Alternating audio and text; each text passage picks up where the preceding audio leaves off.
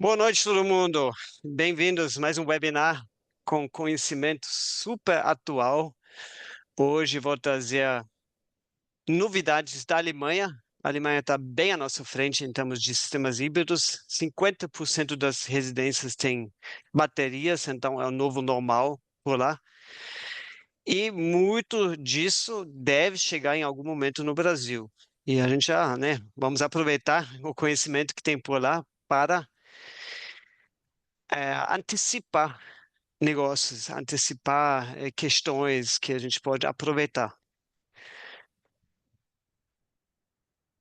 Qual a agenda? Primeiro, vou mostrar para vocês uma nova tecnologia de baterias da Alemanha com saída em CA. A questão aqui é eletrônica, não é química. Já já vou explicar como é que funciona. O segundo capítulo vai ser sobre eficiência de sistemas híbridos. Esse tema é bastante complexo, né, porque a gente tem vários fluxos de energia, dos módulos para as baterias, dos módulos para a saída em corrente alternada, das baterias para a saída, e etc. Então, não é fácil a gente analisar isso, mas eu vou mostrar um método que essa universidade alemã desenvolveu que publica todo ano um estudo aqui à direita, inspeção de sistemas de armazenamento de energia. E eu peguei o estudo mais recente, né? O texto é todo em alemão, tem slide em alemão e em inglês. E aí eu peguei o resumo, são 89 páginas, resumi para vocês, pegando aquilo que é mais interessante aqui para o Brasil. Terceiro capítulo, inserção das energias intermitentes na Alemanha. A Alemanha tem muito mais energia solar em relação à matriz energética do que o Brasil, mas estamos caminhando para o mesmo eh, destino e a Alemanha tomou algumas decisões como regulamentar isso. Lá tem valor negativo de energia em certas horas. Então, se você consome energia, você ganha dinheiro. Olha só. É, por isso que eles colocaram novas regras agora em 2025. Eu vou mostrar para vocês, vou explicar e comparar com o Brasil, né? A gente está aqui com inversão de fluxo, a gente está com uma discussão bem quente sobre essas questões também. Ontem teve uma audiência pública no parlamento em Brasília. Então, vamos ver como é que estão as regras lá, como é que estão as regras aqui e como é que funciona a tecnologia. Quarto capítulo são estratégias de carregamento e descarregamento das baterias, né? Quando você usa bateria em grande quantidade, a gente quer o melhor retorno financeiro e a gente quer estender a vida útil. E aí entram algoritmos mais inteligentes, você não carrega simplesmente de manhã cedo e descarrega logo à noite, você tenta melhorar o sistema inteiro usando algoritmos que usam previsão de tempo e que usam a carga real daquele local. Então, são conceitos completamente novos, com diferentes formas de lidar com isso, de diferentes fabricantes. Vou mostrar para vocês. Um pouco sobre a Solarize.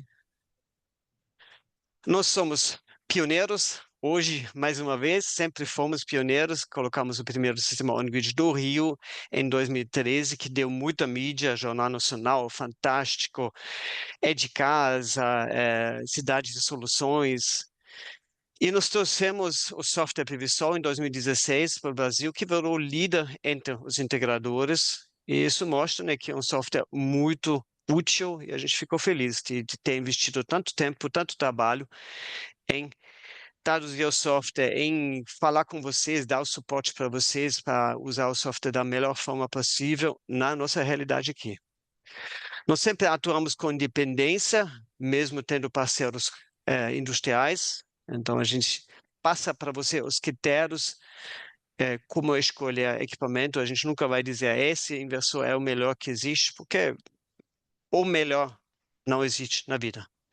Temos uma forte atuação social com muitos projetos em comunidades, ganhamos autorreconhecimento e viramos referência em capacitação desde 2008, porque a gente entrega conhecimento. Igual hoje, né? Vocês vão aprender um bocado, espero, nessa próxima hora. Nós oferecemos cursos, temos 2 cursos para quem começa a atuar no setor, instalador fotovoltaico presencial aqui no Rio. São 2 dias, 10 e 11 de 7. Projetos. E a data está completamente errada. É semana que vem. Semana que vem. Está no site. Tá no site. Tem um curso de projetos e sistemas conectados à rede. É atualmente online ao vivo, em julho. Aqui eu toquei as datas, na verdade. Nossa, confundi. Desculpem, está tudo no site. Nesses cursos, a gente está recebendo também profissionais que querem atualizar seu conhecimento. Então, se você não tem certeza se você está realmente atuando à altura do que tem hoje, venha falar com a gente, venha discutir esses assuntos nos nossos cursos. E semana que vem temos um curso que tem tudo a ver com o tema de hoje, sistemas híbridos solares em 10 modalidades. A gente discute realmente tudo que tem a ver com baterias de uma forma muito, muito mais ampla do que vocês costumam ver naqueles workshops de fabricantes de inversores que ensinam a fazer um cálculo com o equipamento deles. Vocês vão ver aqui no webinar, né, a amplitude da discussão que a gente está levando para esse curso também. Vocês vão aprender também a dimensionar, fazer cálculo, mas com uma visão muito, muito mais ampla.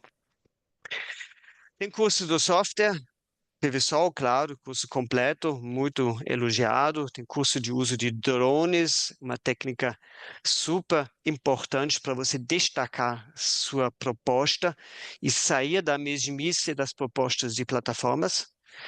E nós temos mini cursos no PVSol, um sobre uma tecnologia Google Solar, né, onde você importa o cenário 3D do Google, super inovador, veio ano passado, é o único software que faz isso. Um outro curso que tem a ver com o webinar aqui, híbridos e zero gate, como simular esse tipo de sistemas para fazer a melhor proposta para o cliente. Então, ali a gente sai de planilhas, entra numa simulação de hora em hora ou de minuto em minuto ao longo do ano, para saber exatamente o que acontece nas baterias, né, no carregamento, no descarregamento. Então, é um outro nível de elaboração de propostas do que usando planilhas, cálculos simples. Vamos lá. Primeira, nova tecnologia de baterias. Com saída em corrente alternada, isso também é uma diferença. Como que costuma ser uma bateria de lítio hoje em dia? Isso aqui é um slide que peguei da Neosolar, nosso parceiro. A célula, né, tem várias camadinhas de anodos separadores, cátodos ali dentro. A célula tem essa cara. Depois, as células são encaixadas no módulo, uma quantidade de células, e vários módulos, que são chamados de packs, formam a bateria. Depois tem um sistema de gerenciamento da bateria, Battery Management System, por bateria, que controla a tensão, temperatura, corrente da bateria como um toda, e tem uma saída em corrente contínua. Agora, o inversor, né, ele precisa gerar corrente alternada. Então, como que ele faz isso? Ele puxa a corrente contínua aqui e faz um liga, desliga, liga, desliga, liga, desliga, né? Ele faz um zigue-zague na curva para puxar justamente a energia que ele precisa para alimentar a carga do outro lado em corrente alternada. Então, ele faz um chaveamento, Pulse Width Modulation, é o nome disso, PWM. E isso, na verdade, não é muito inteligente. Isso é a forma normal que se faz. E agora veio uma empresa alemã pensando que poderia trabalhar diferente, chamada Sachs Power, e ela colocou as baterias de forma diferente. Ela forma packs, módulos com 5 células. Aqui dá para ver as células, aqui embaixo, azul. E coloca 24 desses packs numa bateria. Depois tem um controlador, não, tem um controlador por pack, que dá para ver essa aqui, essa Cada pack tem um controlador, e tem claro, um sistema de gerenciamento total da bateria inteira. E agora, onde que está a diferença? O pulo do gato está que ela consegue ligar, desligar individualmente esses packs. Quando a tensão na saída dela é baixa, ela liga apenas um pack. Quando a tensão aumenta, liga 2, 3, 4, 5, 6. Então, ela liga as packs sequencialmente dentro da curva de corrente alternada, né? Aqui 20 milissegundos, na Alemanha são 50 Hz na corrente alternada, aqui nós temos 60 Hz, mas a ideia é a mesma. Então, ela vai ligando, desligando esses packs individualmente. 20 são suficientes para atingir a tensão máxima. E a eletrônica é inteligente da forma que, né, no primeiro ciclo, esse pack é ligado o tempo todo, aí ele descarrega mais do que o outro, né? O 20 quase não descarrega, mais 4 descarregaram nada nesse ciclo. Então, no próximo ciclo, ela inverte. Ela começa com 24 e ela fica analisando, né, qual o pack que está mais carregado, ele vai ser ligado primeiro, depois o segundo, o terceiro. Então, eles conseguem gerenciar de forma muito mais inteligente esses packs. Isso aumenta a eficiência, porque ligar e desligar é muito mais eficiente do que carregar capacitores, fazer esse chaveamento, esse zigue-zague que eu expliquei antes. Então, realmente consegue uma eficiência maior e a expectativa também é uma vida útil maior. Então, é interessante, né, que tem ideias novas no mercado surgindo. Um questionamento do estudo foi, né, quanto mais eletrônica eu coloco dentro da bateria, será que tem mais risco de falha do hardware? Por outro lado, né, se tiver algum pack com defeito, digamos o 15 está com defeito, a bateria consegue excluir esse pack, consegue trabalhar com o restante,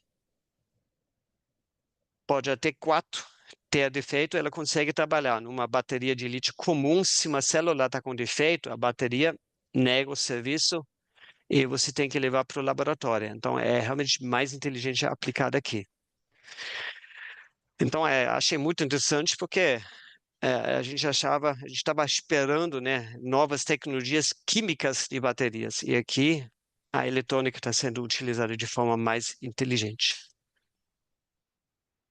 Certo? Próximo capítulo. Eficiência de sistemas híbridos. Ô, Hans, Né? Sim, me diz uma coisa, mas custo-benefício de preço, você vai falar depois? eu não tenho essa informação. É, isso não foi feito, isso não foi analisado no estudo, custo-benefício. Então, custo eu não sei. Certamente, como novo produto, ele deve ser mais caro ainda, mas isso é questão de tempo, né? E também como que você calcula a longevidade. Na eficiência, a gente vai discutir agora a eficiência, ainda tem um tanto para caminhar. Tá bom, vai. Então, a eficiência do sistema híbrido, ela não é uma eficiência única, né? Se você olha para um inversor on-grid, ele pega a energia dos módulos e leva para a saída de corrente alternada. Você tem um único caminho. O fabricante publica a eficiência máxima, a comunidade europeia já introduziu muito tempo atrás, muitos anos atrás, uma eficiência europeia, que é uma eficiência ponderada, onde você pega vários pontos dessa curva para calcular a eficiência média nessa ponderação. Agora, no sistema híbrido, nós temos muitos caminhos. Nós temos o caminho da energia fotovoltaica chegando nas baterias, o caminho de descarregamento das baterias para a rede corrente alternada, o mesmo caminho das fotovoltaico para a rede em corrente alternada, E se o inversor tem essa capacidade, também o carregamento das baterias a partir da energia da rede, da concessionária. Então, eu tenho 4 caminhos para avaliar e basicamente 4 valores, né? 4 curvas de eficiência que eu preciso juntar para chegar a dizer, esse sistema tem eficiência de, sei lá, 95% ou 92%. Como é que eu consigo fazer isso? Essa foi a questão por trás disso. Aqui um exemplo dessas curvas é a curva de bateria para AC, né? Esse inglês to sendo utilizado como um caminho, battery to AC, e todos os sistemas analisados nesse estudo. Aí você vê um sistema A1 que tem uma eficiência máxima aqui, 94,7, alguma coisa assim, mas o limite já está abaixo de 93%. O melhor é o B1, que vai até 4,5 kW, e outras curvas aqui no meio. Então, as curvas são diferentes em cada sistema. E a eficiência máxima, ela não diz muito sobre a eficiência média ao longo do dia. Essa é a nossa questão, né? Como é que é a eficiência num ciclo de carregamento ou descarregamento? Como é que é a eficiência ao longo do ano do sistema? Quanto que eu perco da energia no meu sistema híbrido?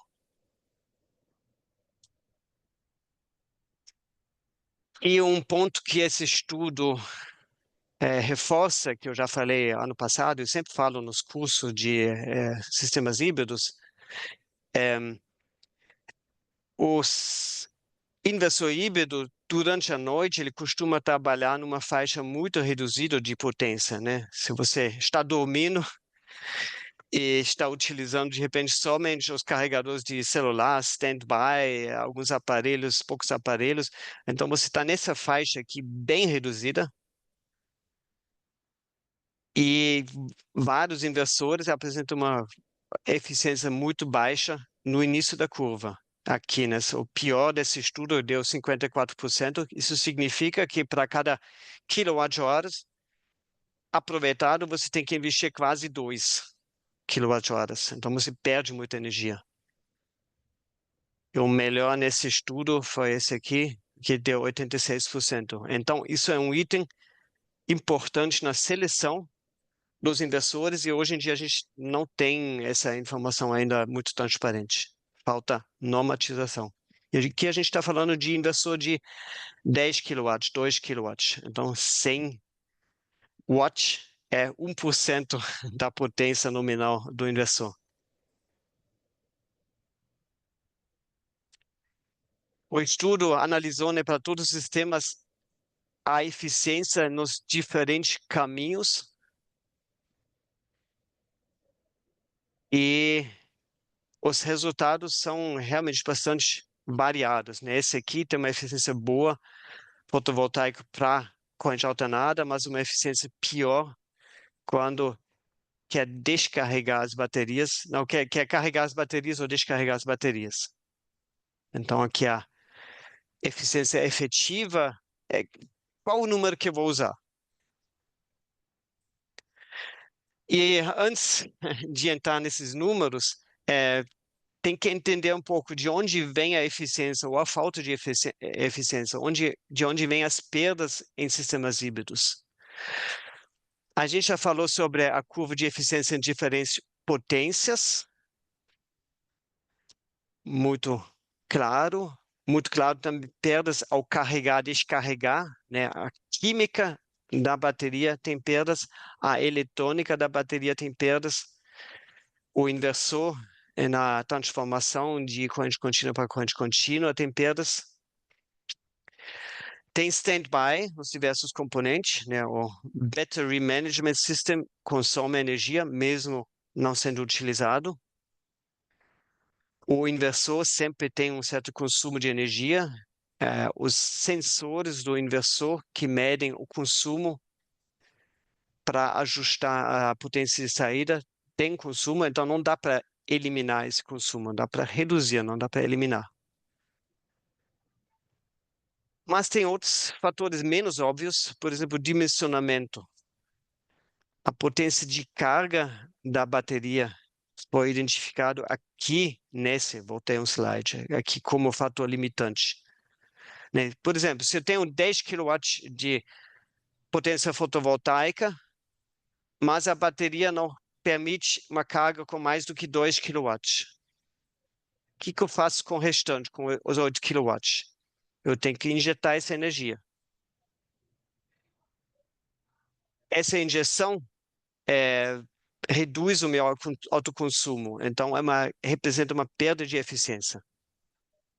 E, ao mesmo tempo, quando a bateria não descarrega com uma potência alta, eu preciso complementar o consumo com energia comprada da rede.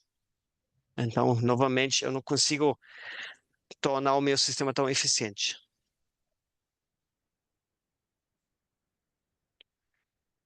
Uma outra questão é a regulação, o ajuste da potência, né? Aqui um gráfico. A curva de carga, essa curva cinza, tem um aparelho ligado, aqui estamos a 300 watts, aparelho de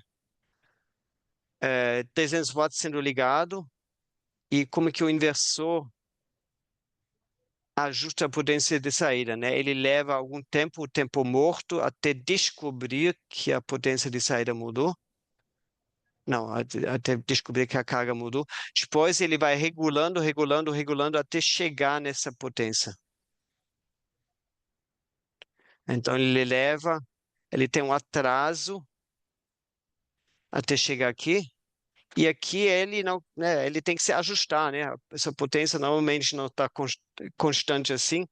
Então ele vai, às vezes, pode ser de mais, às vezes de menos. Então ele vai fazer um zigue-zague aqui, isso também representa perdas. Quando essa carga é desligada, o inversor novamente ele leva algum tempo para perceber, depois ele reduz a sua potência de saída, e aqui dá para ver que ele passou do ponto, né? Ele reduziu um pouco demais, e essa energia aqui veio da concessionária, né? Não veio da bateria.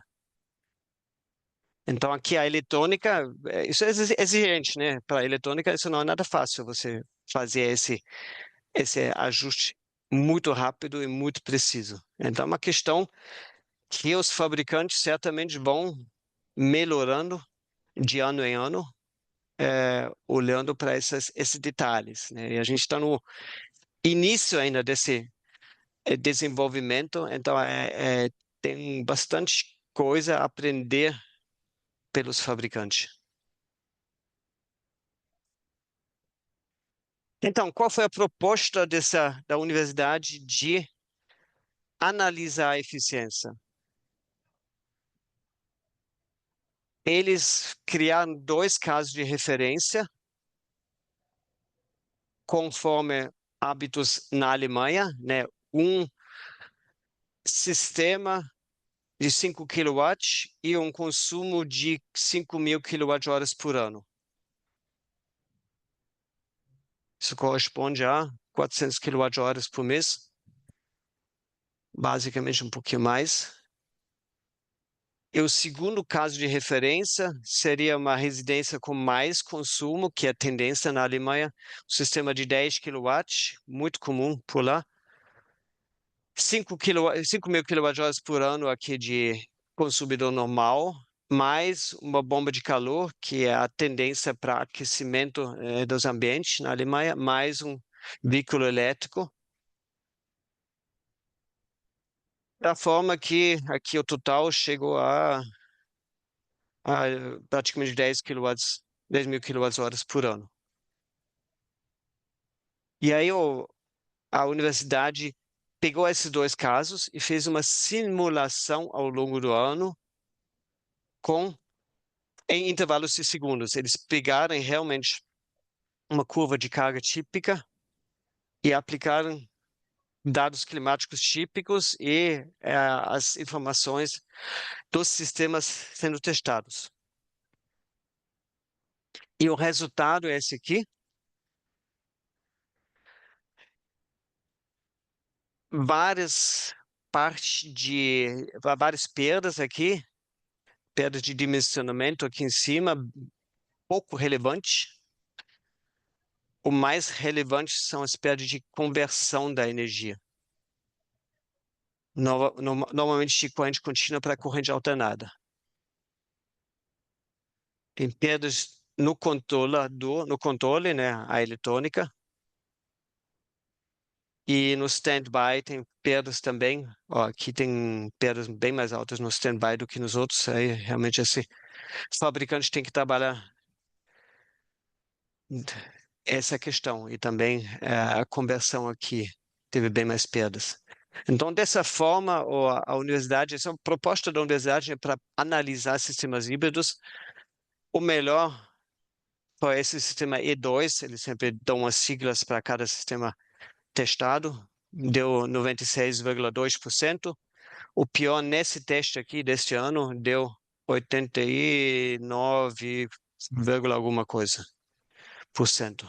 Então deu uns 7% de diferença de eficiência ao longo do ano, que é bastante razoável. Certo? Então, o que a gente pode aprender como resumo disso, falando sobre eficiência?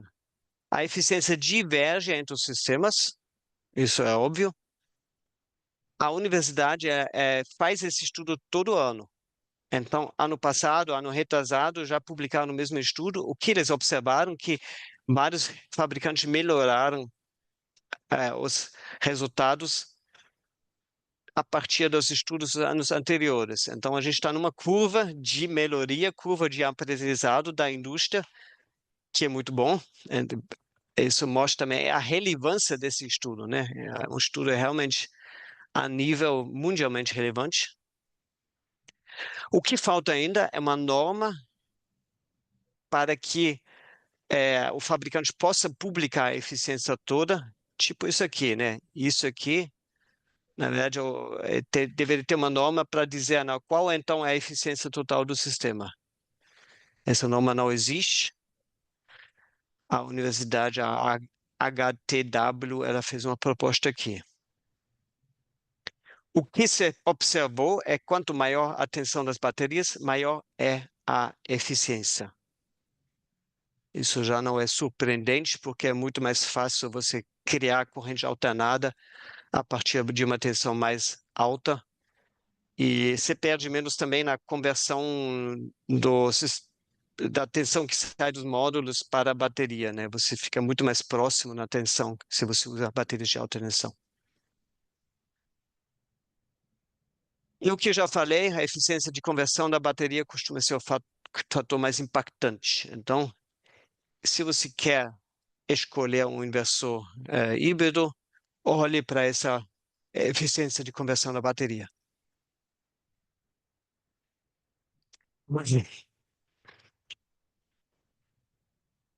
Certo?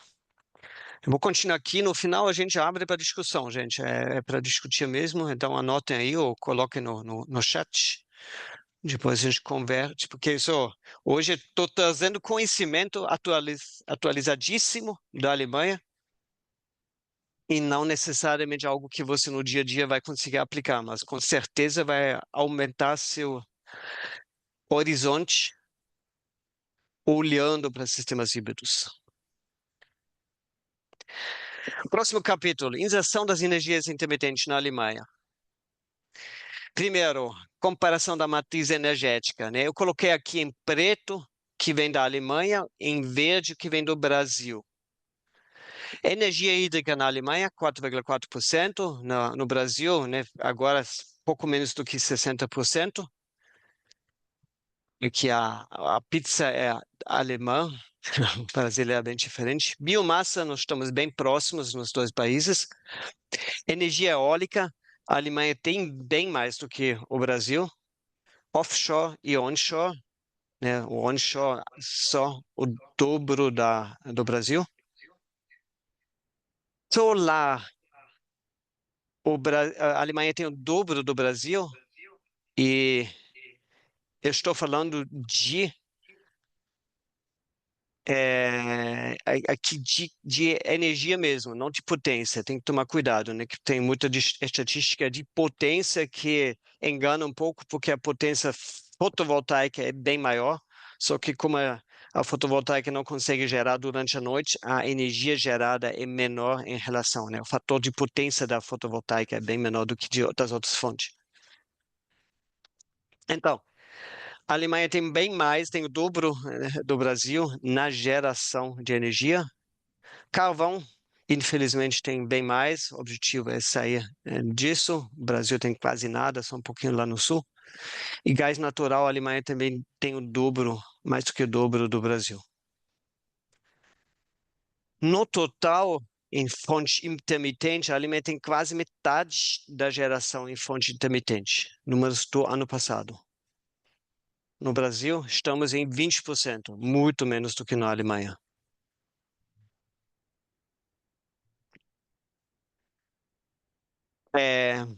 Isso quer dizer, né?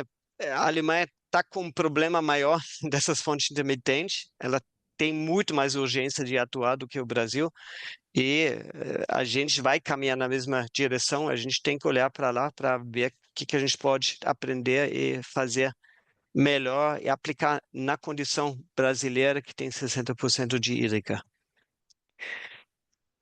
Em termos de sistemas residenciais conectados, a Alemanha tem 3,4 milhões de sistemas fotovoltaicos residenciais, 50% deles com baterias, então 1,7 milhões de residências com baterias. No Brasil, temos 2,7 milhões de residências com baterias, não, com sistema fotovoltaico, mas ainda bem poucos com baterias. Então, aqui não falta tanto. Em sistemas híbridos, estamos em outra fase.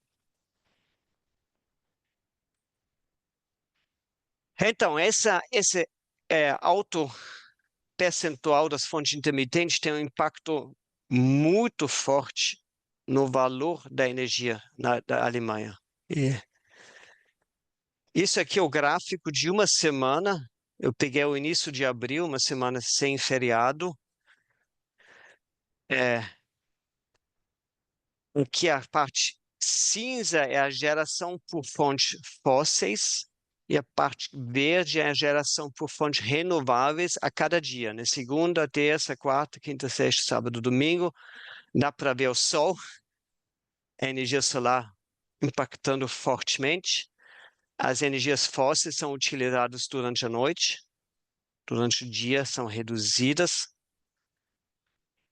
Fim de semana, energias fósseis saem da rede e ficam somente num patamar básico, né? Porque tem termoelétricas que você não pode desligar de uma hora para outra, né? Você tem que deixar rodar.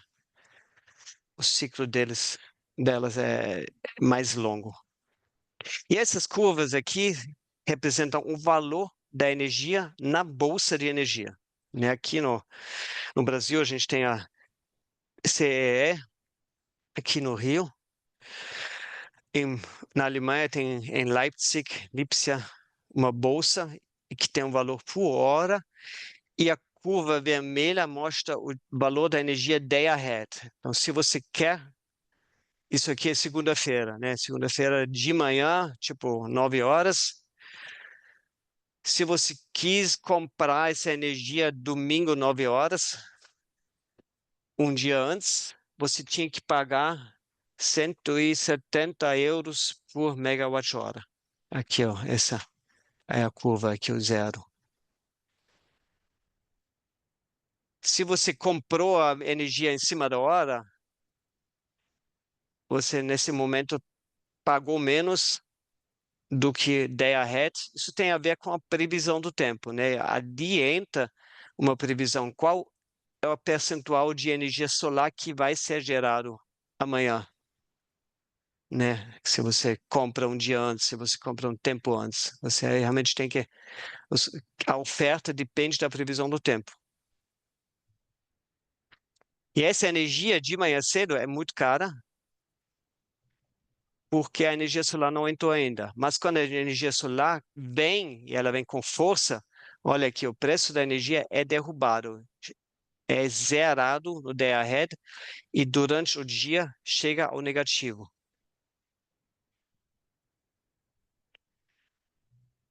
Então aqui, ó, a diferença gigantesca entre o valor da energia. E tem vários momentos durante a semana quando a energia realmente fica com um valor negativo. O mais forte é no fim de semana, porque, né, muito comércio, indústria para de funcionar, o consumo cai e a energia solar é gerada da mesma forma.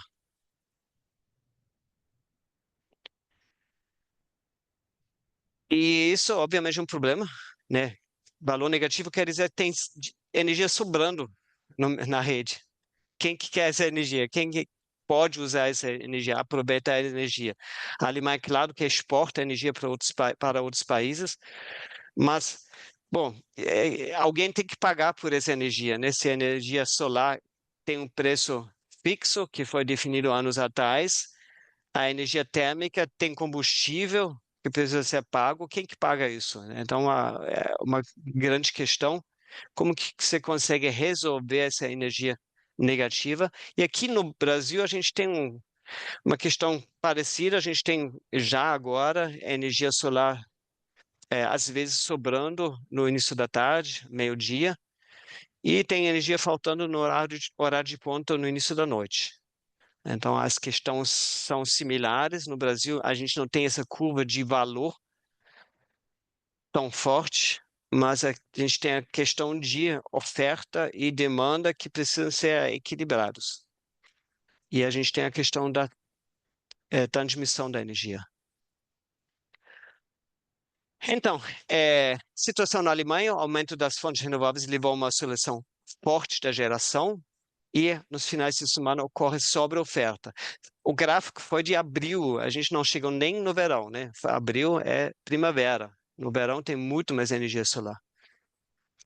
Geração distribuída é predominante entre as usinas solares. 2/3 das usinas solares são geração distribuída. E na Alemanha tem ainda uma diferença da região. Energia eólica vem do norte, né? Tem o mar do norte, tem muito mais vento no norte. E energia solar vem do sul, que tem mais sol. Então tem regiões com diferentes fontes de energia que precisam ser transmitidos. E aí a preocupação básica na Alemanha é o nível macro, transmissão norte-sul, né? Essa transmissão aqui, e a precificação, que eu já expliquei.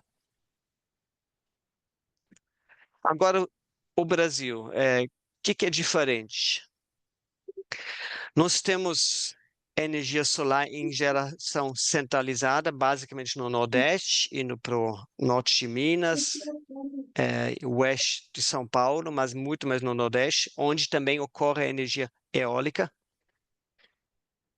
E essas usinas estão com um problema que a ONS que manda desligar as usinas em certos horários quando tem sobre-oferta. Isso é chamado constraint off, e a usina simplesmente não pode mais injetar energia, ela perde energia, perde dinheiro.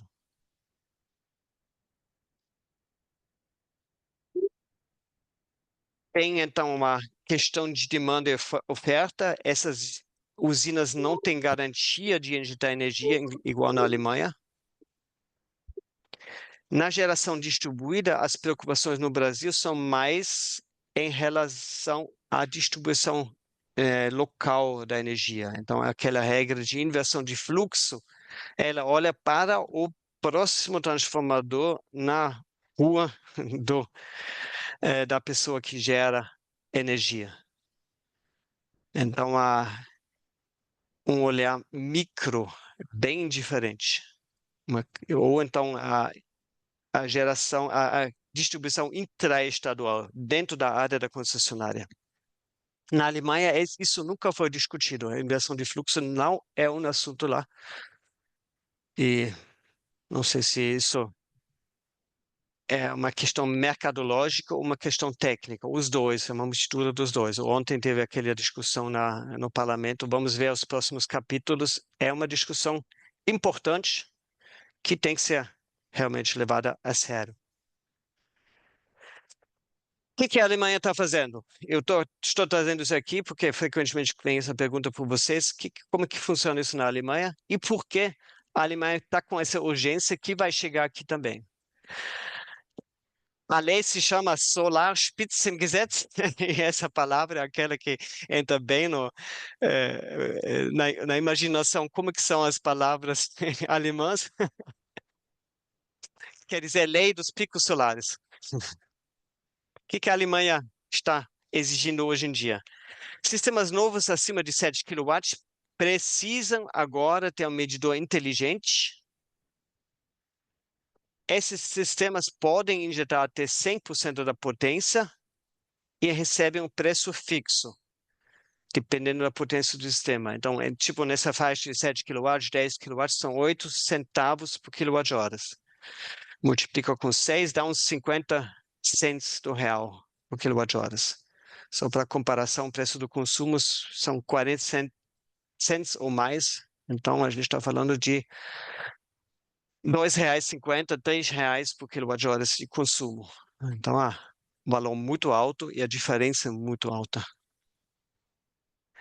Mas esses sistemas novos agora, eles não ganham mais nada se injeta energia quando o preço na bolsa está negativo. Então, o que o medidor faz? O medidor ele fica medindo, né? Igual aqui, o grupo A, ele fica medindo a cada 15 minutos a injeção e depois no faturamento a concessionária apura em quais horas foi injetada a energia com o preço na bolsa negativo. E essas horas simplesmente são descartadas depois da compensação da energia. Ele não ganha nada. Isso significa que o interesse do consumidor é armazenar essa energia quando o preço na bolsa está negativo. Então, ele precisa, para ter um sistema inteligente, receber essa informação. Dizendo, opa, agora não vou ganhar nada para injeção, vou jogar a energia na bateria e usar mais tarde, vou usar à noite. Então, aqui um estímulo para colocar baterias. Sistemas entre 2 e 7 kW podem instalar um medidor inteligente e entrar na mesma regra aqui. Se não instalar um medidor inteligente, então tem uma restrição. O sistema não pode injetar mais do que 60% da potência nominal. Tem uma restrição e o resto ou é perdido ou é armazenado em baterias. Por isso que tem baterias. Aqui tinha uma restrição de 70% até agora, baixou para 60%, e claro que são as horas do maior sol quando isso ocorre aqui. O que está muito popular na Alemanha são sistemas de varanda, chamados assim, aqui um módulo, um microinversor, com um plug para colocar na tomada, pronto, acabou. Super simples. Esses sistemas não têm restrição. O que é novo nessa lei? Que a residência vai poder vender energia, similar ao autoprodutor do Mercado Livre. Ainda não tem regulação, mas se você tem um medidor inteligente, né, você conecta ele com uma empresa que acumula essa informação, uma empresa que consegue controlar o seu o seu descarregamento da bateria, carregamento da bateria, então vai ter algum agente no mercado que puxa a energia da sua casa e vende na bolsa de energia. Tecnicamente, hoje em dia, sem o menor problema. E como é que funciona a tecnologia? É bem parecido com o Zero Grid que a gente usa aqui. Então, módulos inversor baterias, o medidor é o medidor inteligente do próprio sistema. Ele informa ao inversor se tem fluxo saindo ou entrando na concessionária. No curso de sistemas híbridos, a gente fala com detalhes sobre isso. E né, sempre quando tem energia saindo, ele manda carregar as baterias. Isso é a inteligência fácil. Uma central remota pode dar esse sinal sobre o preço na bolsa. Então, essa central remota pode dizer, opa, agora o preço está baixo, carrega as baterias, ou agora o preço está alto, descarrega as baterias. Vamos ganhar dinheiro. Então, isso aqui é bem fácil de fazer. Tem até um protocolo para essa comunicação. E isso já existe na Alemanha, né? Isso já existe há alguns anos. Inclusive, a concessionária, ela pode modificar o funcionamento do inversor. Ela pode solicitar do inversor gerar energia reativa, por exemplo, ou capacitiva, né? Modificar o fator de potência, reduzir a potência de saída. Então, esse controle já funciona remotamente na Alemanha. E aí, né, quando a gente pensa em modelar esse sistema, né, projetar esse sistema para um cliente, é importante saber, né, quanto isso vai ganhar de dinheiro, de retorno de investimento. Aí o PVSol já tem essa funcionalidade embutida, ela tem um registro das horas com valor negativo do ano passado, e se você aplica essa regra na Alemanha, né, essa regra deles lá, o próprio software zera o valor da energia injetada nessas horas e dessa forma consegue fazer uma previsão do retorno de investimento, mesmo com essas regras um tanto complexas. Então já está tudo atualizado, já está funcionando.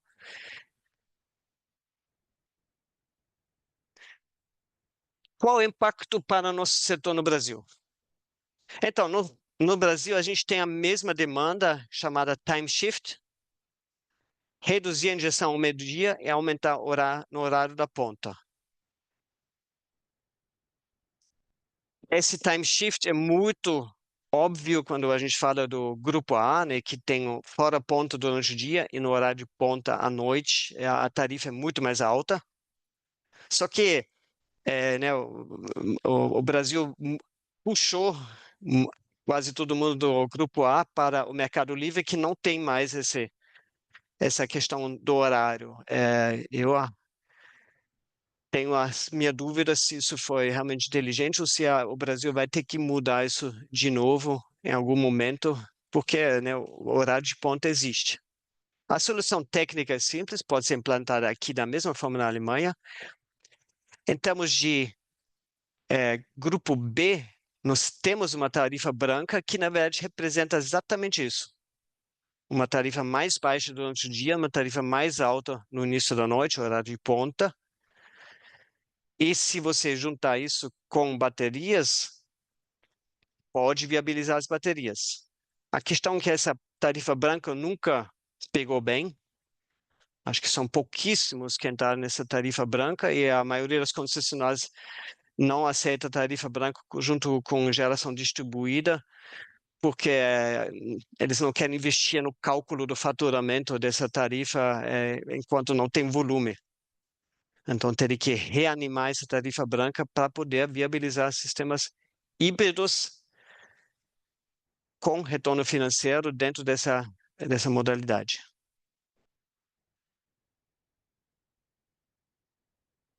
Então, aqui a gente está falando de motivação financeira. Aqui também, no grupo A, na Alemanha também uma motivação financeira. Se tiver regras aqui no Brasil que motivam para você usar energia armazenada em baterias, que viabilizam as baterias, então a gente vai ter um boom de instalação. De qualquer forma, essa motivação seria muito mais transparente do que a inversão de fluxo, que né, é difícil saber o que a concessionária calculou. A gente tem o Fast Track agora, que permite sistemas que, na verdade, né, foram negados pela inversão de fluxo, então são regras que não combinam bem, né? Vamos ver para onde a gente caminha. Não faltam ideias. Importante, a gente precisa participar da regulação da energia solar, né? Nós somos associados à AB Solar, que é uma das associações que representam o setor em Brasília. É super importante, né? Vocês entrarem. Sempre sempre discussões dentro das associações, ou então ontem em Brasília, né, foram muitos representantes do Movimento Solar Livre, da ABGD, do INEL, das outras associações, representar nosso setor e a população em Brasília para mostrar, né, a importância dessa discussão.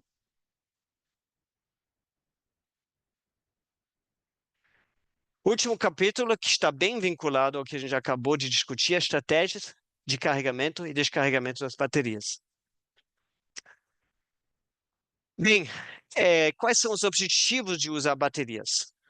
Primeiro, aumentar o autoconsumo. Isso tem a ver com as tarifas. Nós temos tubos de fio B a pagar sobre a energia injetada. Então, quanto mais alto consumo, menos tubos de fio B eu preciso pagar. Isso significa que o mais interessante é ter as baterias completamente cheias no início da noite para comprar menos energia durante a noite. Segundo objetivo, reduzir perdas por limitação da injeção. Na Alemanha tem essa limitação de 60%. No Brasil temos aplicações zero grid. No Mercado Livre, na inversão de fluxo, nós temos Fast Track com 7,5 kW. Então, eu vou falar sobre isso já já, vai ser bem claro. Terceiro, aumentar a vida útil da bateria. A bateria, ela perde vida útil por ciclagem. Quanto mais você cicla, menos ela vive, mas a ciclagem é alguma coisa que a gente quer, né? É o objetivo final, né? Da bateria é ciclagem. Eu não quero evitar a ciclagem, senão para que ela existe? O que eu posso fazer? Eu posso carregar ela corrente baixa, da forma que ela esquenta menos, ou eu posso reduzir o tempo da bateria cheia. A bateria, né, que está acima de 80% de carregamento, ela envelhece mais rapidamente. No meu notebook, eu tenho uma função que posso ligar que a bateria não é carregada acima de 80%, justamente com isso. Eu uso o notebook normalmente no escritório, não preciso da bateria, né? Então, eu deixo essa função ligada para preservar a bateria. Então, né, nesse caso, o notebook oferece essa inteligência. Se a gente falar de segurança, se a gente falar de backup, é interessante antecipar o recarregamento para ter energia disponível para um blackout. Aqui em cima a gente está falando de gerenciamento de energia, de retorno financeiro. Aqui a gente está falando de segurança, que são dois objetivos contrários. E aí, né, tudo isso aqui junto traz a evidência que os objetivos são contraditórios, né? Aqui eu quero antecipar o recarregamento, aqui eu quero atrasar o carregamento. Então a gente precisa priorizar, dizer o que é mais importante em cada situação. Vamos lá, vamos ver gráficos que fica mais claro. Então, um gráfico aqui. Isso aqui é um consumo, coloquei um consumo imaginário de uma residência. muito consumo de manhã, cedo e no final do dia. A curva de geração, eu peguei aqui uma curva não tão óbvia, com algumas nuvens à tarde.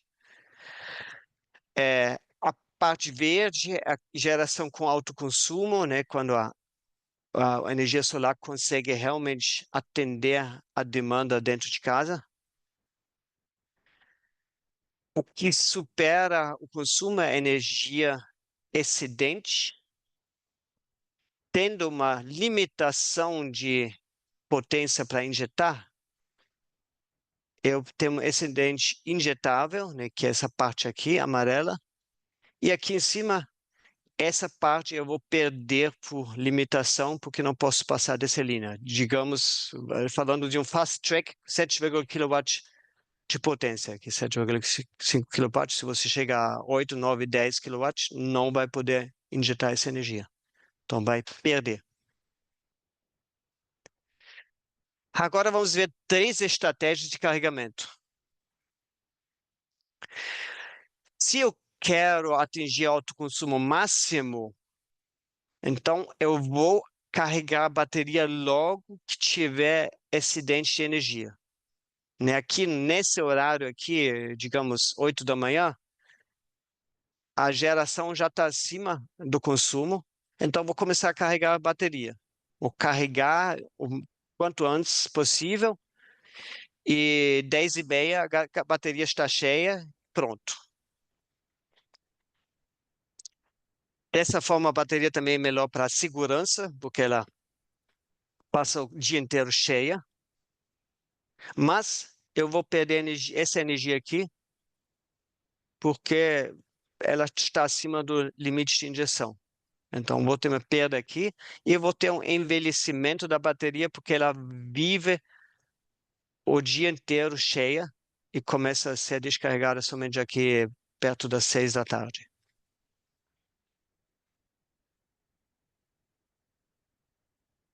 Uma outra estratégia de carregamento, perdas mínimas. Perdas mínimas quer dizer eu injeto toda essa energia que posso injetar e começo a carregar a bateria somente quando eu passo do limite de injeção.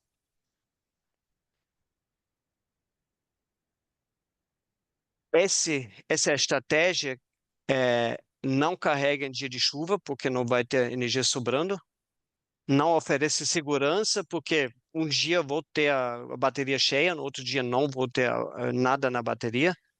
Mas, em termos de retorno financeiro, é a melhor solução, porque consigo, né, aproveitar a energia que seria jogada fora, essa aqui em cima. E uma outra estratégia seria ter o menor tempo de bateria cheia, né, pensando na longevidade. Nesse caso, eu começo a carregar a bateria à tarde, da forma que ela fica cheia neste ponto aqui.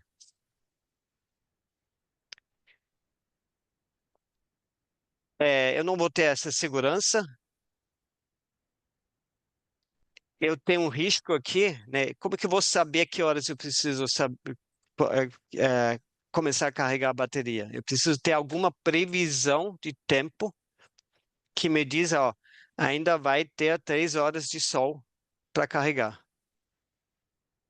Ou a previsão de tempo que diz, hoje está ruim, comece a carregar meio-dia, porque senão não vai dar para carregar a bateria inteira. Então eu preciso ter mais inteligência com informações externas para poder determinar esse algoritmo.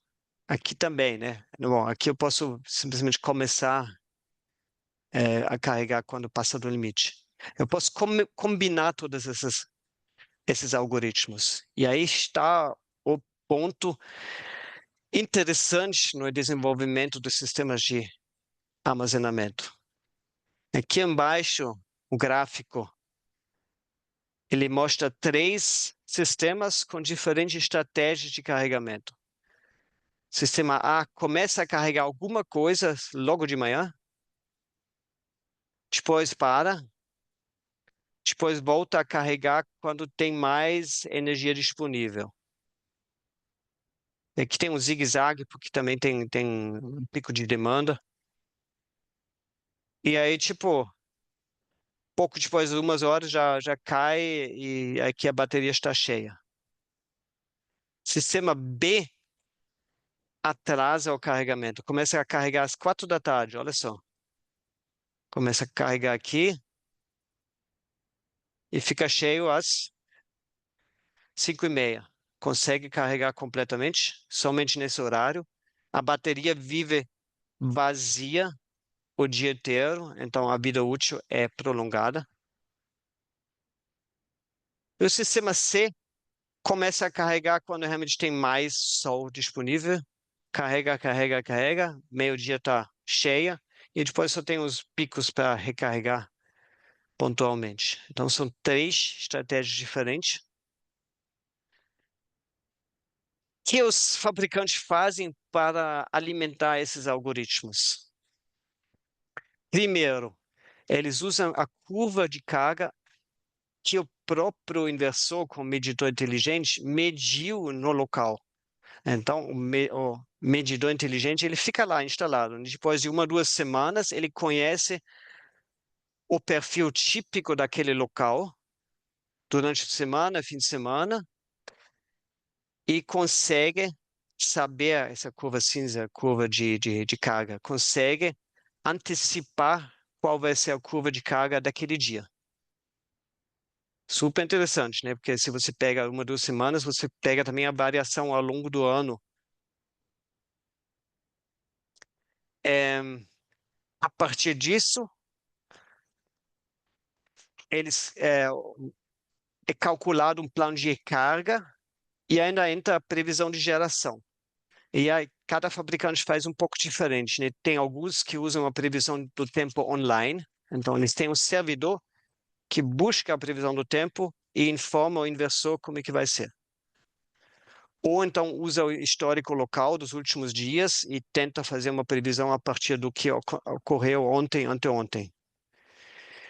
E aí tem fabricante que elabora esse plano de recarga no próprio inversor e outros no servidor central. Então aí tem realmente estratégias bem variadas. E a atualização do plano de recarga, dependendo do modelo, é em cada segundo ou cada hora do dia. Então também é super atual, olha aqui. Mesmo em cada hora, né? Imagina que muda o tempo de repente, é diferente da previsão. Na próxima hora já tem uma, uma estratégia de recarga diferente, né? Que entra uma frente fria, o inversor fica sabendo, opa, tem que carregar a bateria agora, senão não vai dar mais tempo. Com esse plano de recarga, dá para limitar a corrente de carga, que aumenta a vida útil, né? Você não precisa, você poderia recarregar com uma potência alta, mas aqui vocês estão vendo que a potência de recarga é relativamente baixa. Isso é vantajoso para a bateria.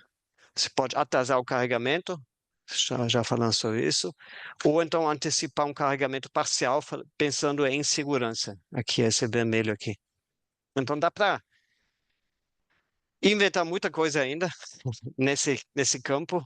É super novo, super atual. Está nascendo neste momento.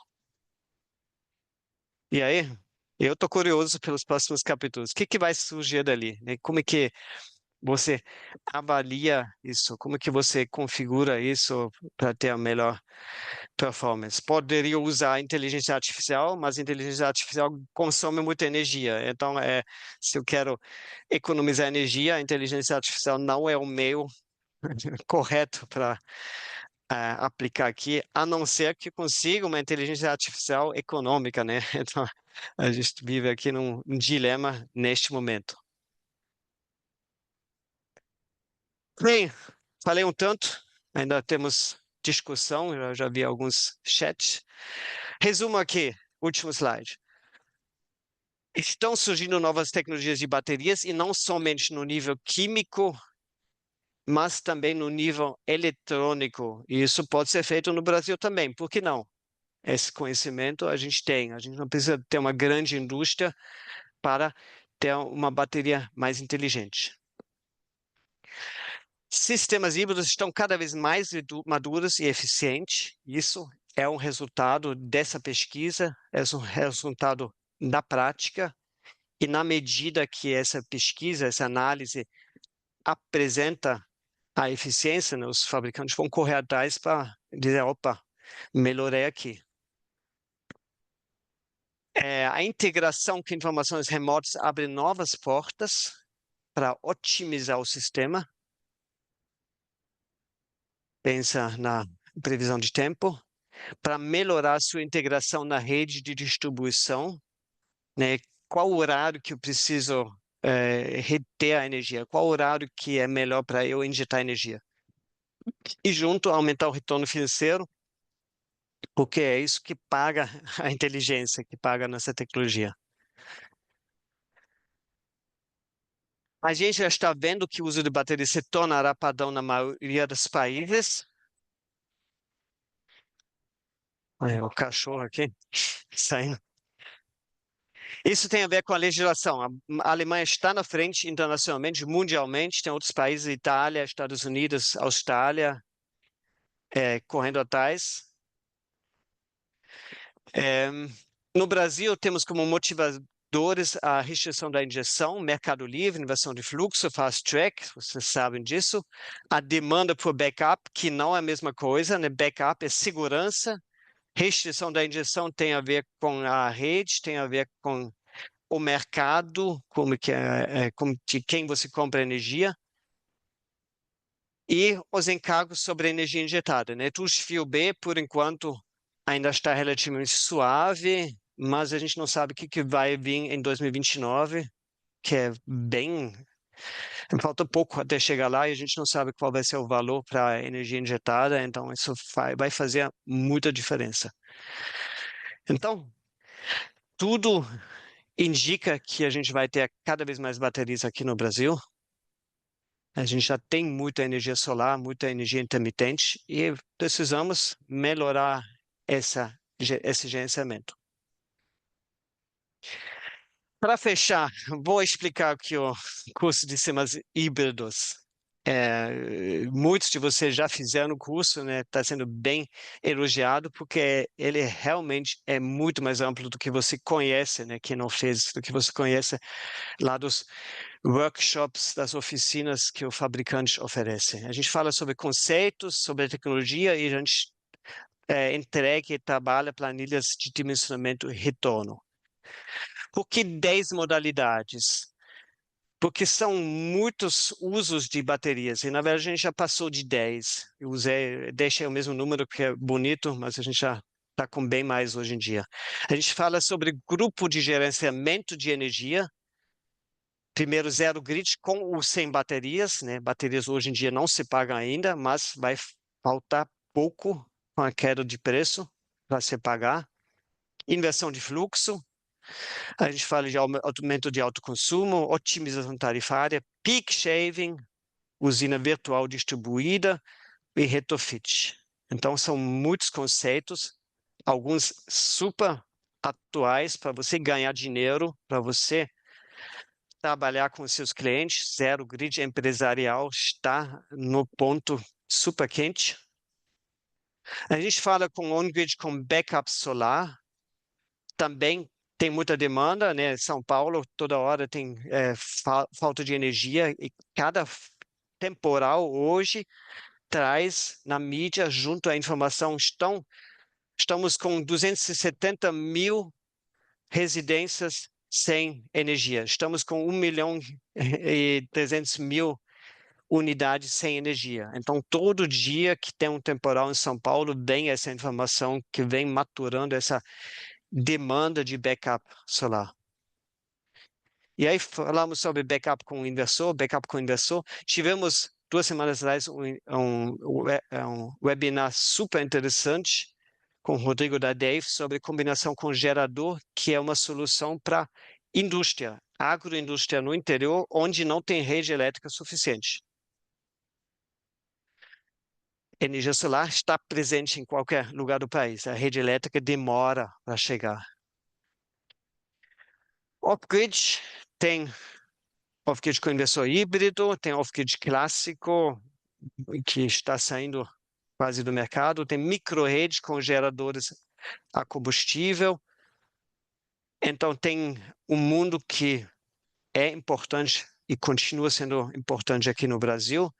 Novamente, a agroindústria precisa disso, né? Uma irrigação onde não tem nenhuma rede, hoje em dia pode ser tocada com energia solar mais um gerador. Diesel. Pronto. Então, aqui, a visão é muito ampla. Semana que vem, segunda, terça, quarta, temos a próxima turma. São aulas gravadas, noturno, das 6 às 10. Se você não puder participar na hora, você pega depois a gravação. E a gente sempre convida especialistas sobre certos temas.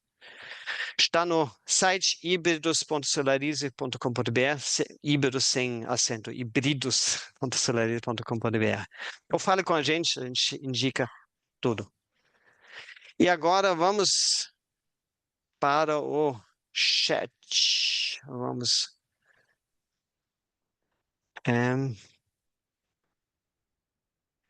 Para aqui de compartilhar. Vamos na discussão. Fico feliz que vocês continuam aqui.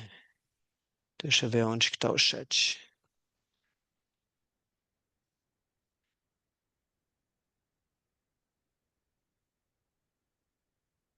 Edmilson, valor dos cursos. Está tudo no nosso site.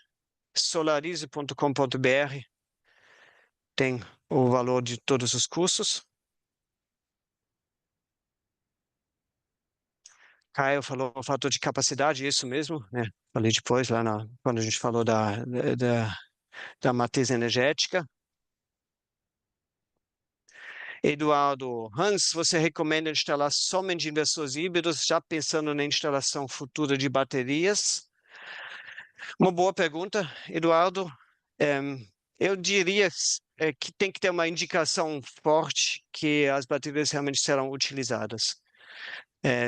Desde o início, eu não sou muito fã de pensar, talvez um dia vai acontecer isso, porque, bom, por duas razões. Uma, se você instala um sistema fotovoltaico agora, pode ser que a realidade do cliente mude dentro de 3, 4 anos. Ele vai ou vender a propriedade ou vai querer aumentar o sistema, e aí você pode reavaliar naquela situação o sistema. E nesse momento também avaliar se é interessante instalar um inversor híbrido. Segundo ponto, né, baterias têm que estar próximo ao inversor, então nem sempre você tem esse espaço. Instalar um inversor híbrido, pensando em baterias, você já tem que pensar no espaço que você tem para colocar as baterias. Não pode ser a mesma, talvez não seja a mesma coisa. E é possível, a gente fala isso no curso também, fazer retrofit, né? Você usa um inversor somente para baterias para complementar o sistema fotovoltaico. Isso certamente é uma opção bem interessante. Então, eu acho que tem que ter um bom indicador que vai ter uso de baterias para você instalar hoje um inversor híbrido. Aí o Milton respondeu que inversor híbrido é mais caro e pode inviabilizar na venda. Com certeza. Se você consegue vender esse benefício eu já estou preparando porque a gente conversou e você tem interesse em colocar baterias, aí você pode vender isso de repente mais caro e com vantagem, porque você já está olhando no futuro do cliente. Então, uma coisa tem que usar na venda, tem que avaliar na venda. O Luiz Vera falou, pode instalar sistema off-grid com entrada de rede, são inversores mais baratos que os híbridos e quase igual aos on-grid. Luiz, esses inversores não conseguem injetar energia, né? Por enquanto, esses inversores são interessantes para backup, mas se você quer injetar energia, né, tem que ser um inversor on-grid mesmo. E o valor para injetar energia no Brasil ainda é muito bom, muito interessante. Paulo, quanto é a risco de incêndio da bateria? Como a Alemanha trata isso? Isso não está sendo discutido. O risco de incêndio de bateria, na verdade, é bem mais baixo do que normalmente falado. Eu lembro de discussão, né, no veículo elétrico, essa discussão é bem forte. Tem estatísticas que o risco de incêndio em veículo elétrico é menor do que em veículo a combustão. Estatísticas da realidade. Então, uma bateria tem que ser, claro, de boa qualidade, não compre qualquer coisa, mas aí é difícil ela pegar fogo. Realmente não tem, isso não, na realidade, a Alemanha não está sendo um problema. Paulo, o PPCI tem que ser atualizado. O que que é o PPCI? Se alguém quiser falar, gente, pode abrir o microfone.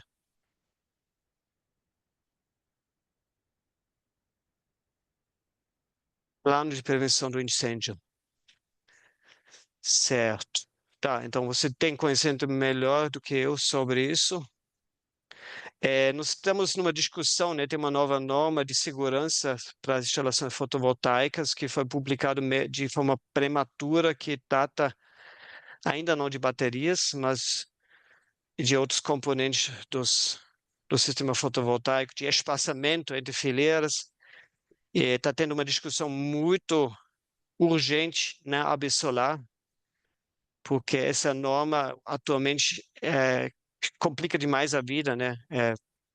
A cada 16 metros tem que ter um espaço de 2 metros de distanciamento, que é um tanto exagerado, tem que ter dispositivo de desligamento rápido, que poucos fabricantes ainda têm e que não tem método de teste, então como instalar alguma coisa que não é aprovado, não homologado, tem grandes discussões.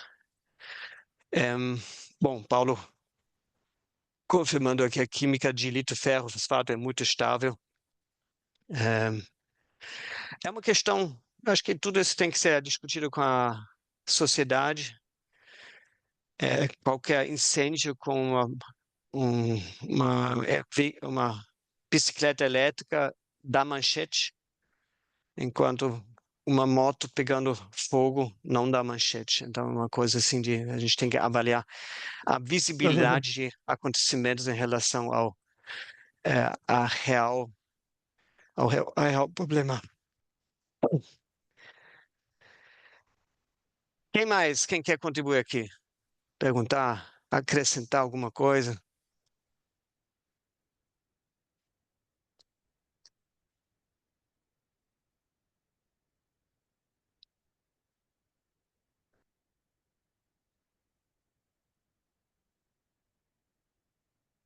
Vocês gostaram do conteúdo? Foi interessante?